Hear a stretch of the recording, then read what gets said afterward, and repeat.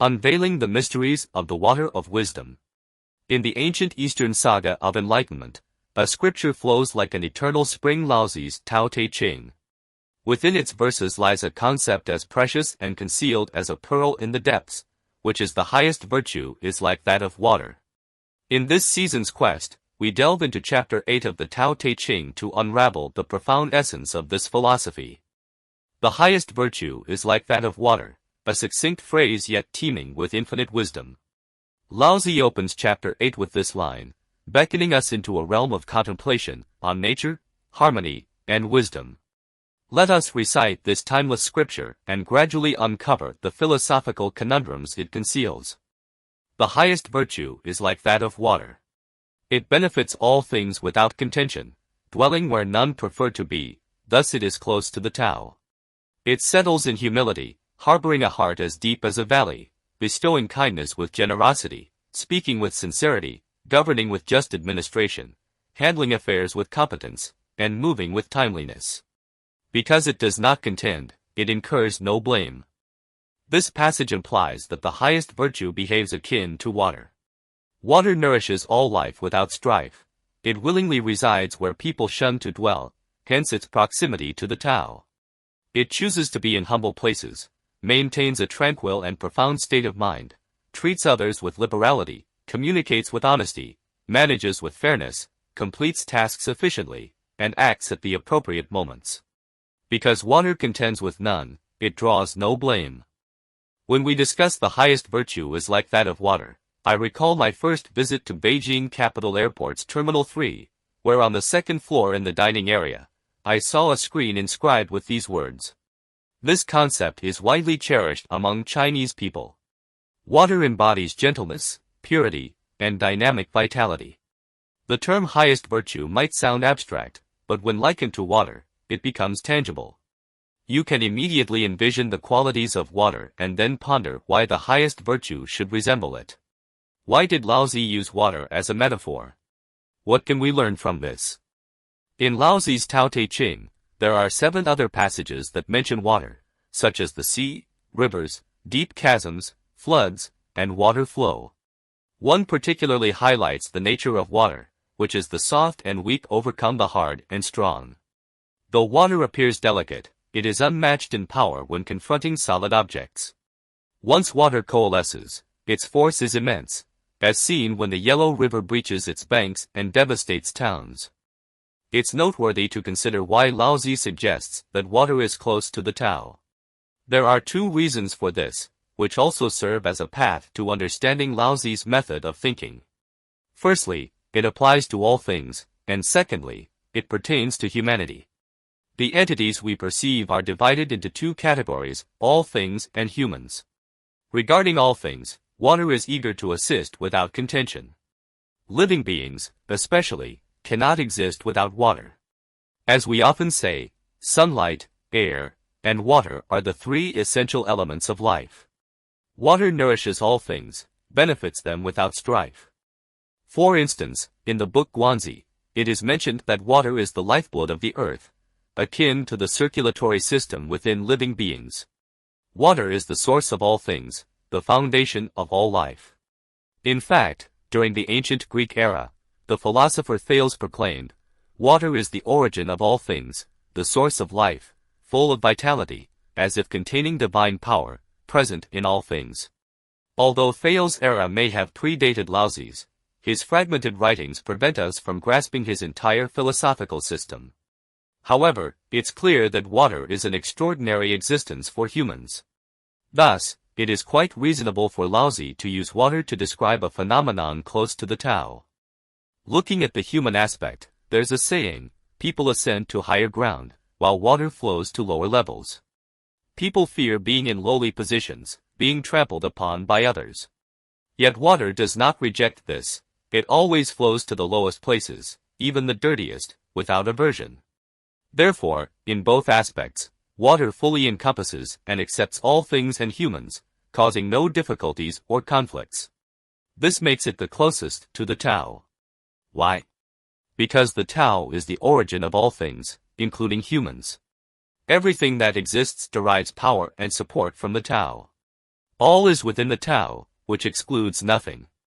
From a human perspective, one might deem certain things worthless or filthy. However, from the Tao's perspective, this is not the case. As Zhuangzi said in Autumn Floods, the Tao discriminates against nothing. All things are one.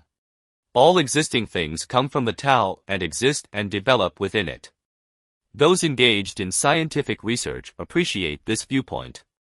The British biochemist Joseph Needham, who studied China's scientific civilization for his entire life, wrote dozens of professional works on the development of China's scientific civilization. His second book specifically explores the origins of Chinese scientific thought. He believed that Chinese scientific thought originated from the Taoist philosophers Laozi and Zhuangzi. He emphasized that scientists must transcend anthropocentric views and personal biases of likes and dislikes.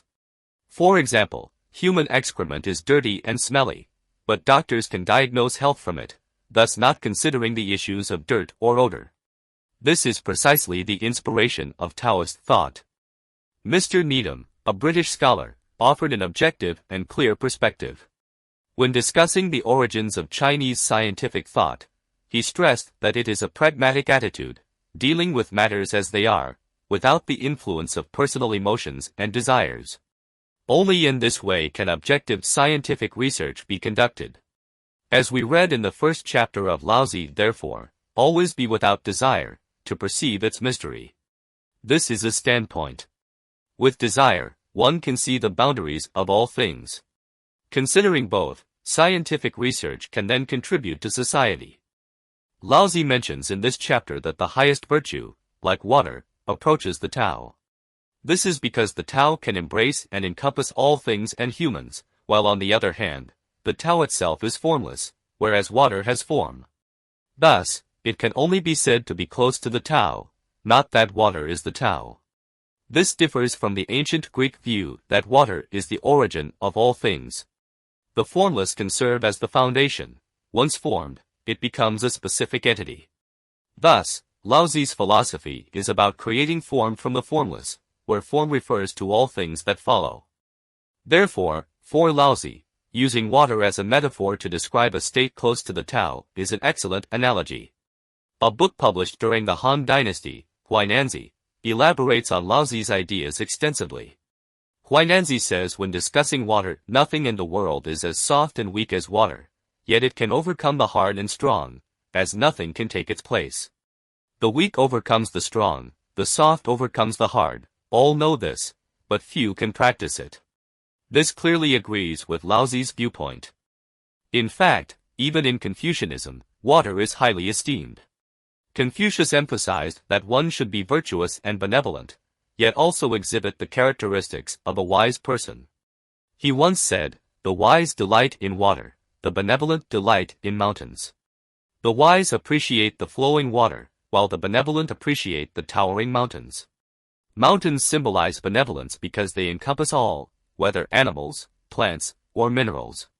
The wise appreciate the flowing water because it adapts to the situation, changing with time and circumstances, lively and flexible, adapting to whatever it encounters. Isn't this a profound wisdom?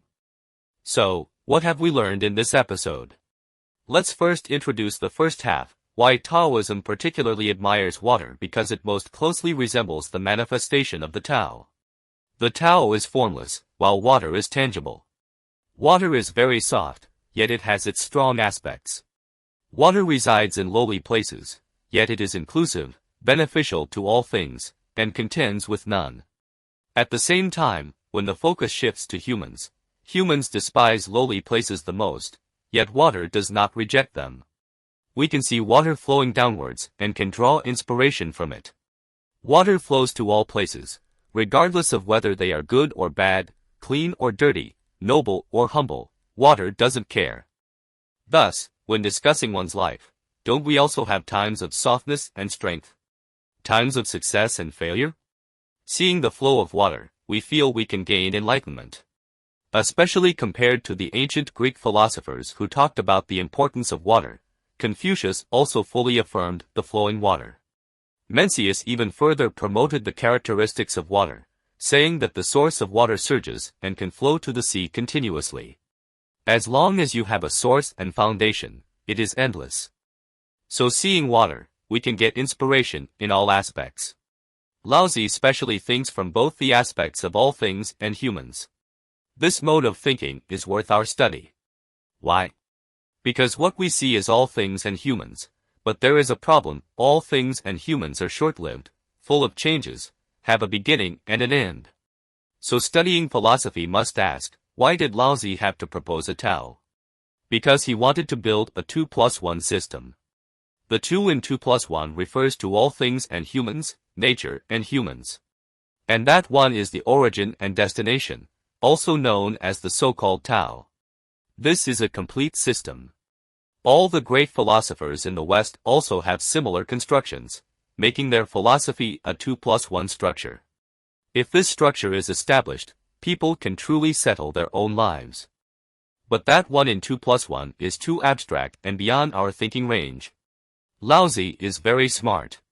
He uses water as a metaphor. He said that this water is the closest to the Tao. So through the characteristics of water, if it is beneficial to all things and does not compete with all things, if in human society, it doesn't care about dirty places and flows downwards, it is fully inclusive and accepting of humans and all things. It represents that the Tao is also like this. Otherwise, as the origin and destination of all things, how can you show your characteristics? So Laozi uses water as a metaphor, which not only provides profound enlightenment for ancient Chinese philosophers, but also provides rich thinking resources for Western philosophers. Next, let's delve into the second half of Laozi's Tao Te Ching Chapter 8. As mentioned in the first half, the highest virtue is like that of water, indicating that the quality of water is very similar to the Tao. So, what does Laozi talk about next? He further elaborates on the 7 virtues of water. Let's read the original text again. Reside in goodness, keep the mind in depth, be kind to others, speak with sincerity, govern with good governance, handle affairs with capability, and act at the right time. Because it does not contend, it incurs no blame. Here, good can be used both as a verb and an adverb, reflecting the simplicity of ancient Chinese. We divide these 7 virtues into several groups, 2 by 2. The 7th one is the conclusion. Let's talk about their meanings first. These 7 virtues, I will read the content in plain language once. Live in humility, keep the mind deep, interact with kindness, speak with honesty, govern with good governance, handle affairs effectively, and act at the right time. Because it does not contend with others, it will not attract blame. So, these 7 virtues, who can you learn from to understand how to do these 7 aspects of life? Let's start with the first 2, living in humility and keeping the mind deep. It's interesting to see these 2 words, starting with reside and heart. Now we say that the heart should be good. So let's look at living in humility first. It doesn't mean you have to live in the lowest place or be in the most humble position among humans. Instead, it means you should maintain a humble attitude. When interacting with others, always respect others and consider their feelings. For anything, don't force others. If you can maintain this attitude, you won't bring pressure and threats to others. This is living in humility. I once read an article commenting on Dream of the Red Chamber. He said why Jia Bayu is always popular with girls is because Jia Bayu has a characteristic that is different from ordinary people, called self-abasement. Most people look down on themselves and think they are great, with what kind of advantages? Jia Bayu is different. He looks down on himself. He always feels that he is not enough in this and not good in that, and always feels that he has various problems. So he naturally shows a very humble attitude, which will win the welcome of others. This can be said to be a very standard living in humility. On the other hand, how about the mind? How to keep the mind deep? When we interact with others, we don't need to be scheming, right?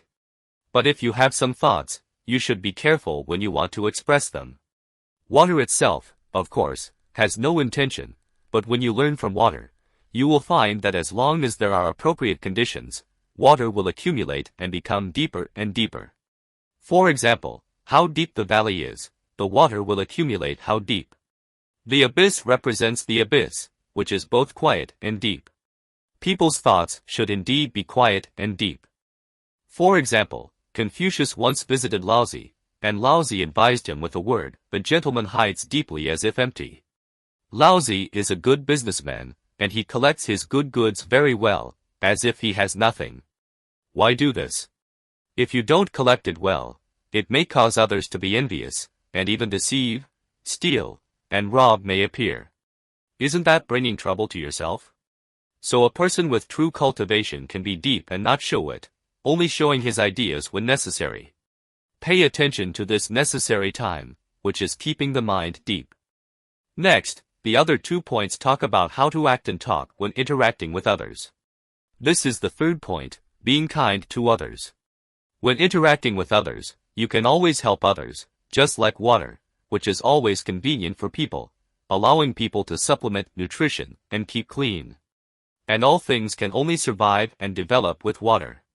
So when others need it, they should be like a timely rain. For example, Song Jiang in Water Margin is nicknamed Timely Rain. He always lends a helping hand when others need it, chivalrous and righteous, and naturally gets the support of the public. This is being kind to others. So how about speech? Being good at honesty. Speaking is good at being simple and honest, which means speaking the truth and being trustworthy, so as to gain the trust of others. Water always reflects the truth. In ancient times, people used bronze mirrors to look at their appearance, but bronze mirrors were not cheap, and ordinary people couldn't afford them. What should they do? Take a basin of water and keep the water calm, and then you can see the virtual eyebrows and make the eyebrows. It comes from Zhuangzi. The beard represents men, and the eyebrows represent women, representing both men and women, who need to use the calm water surface to see their true appearance. So, what does speaking well and being honest mean? When you speak, it's like seeing water reflect the true situation.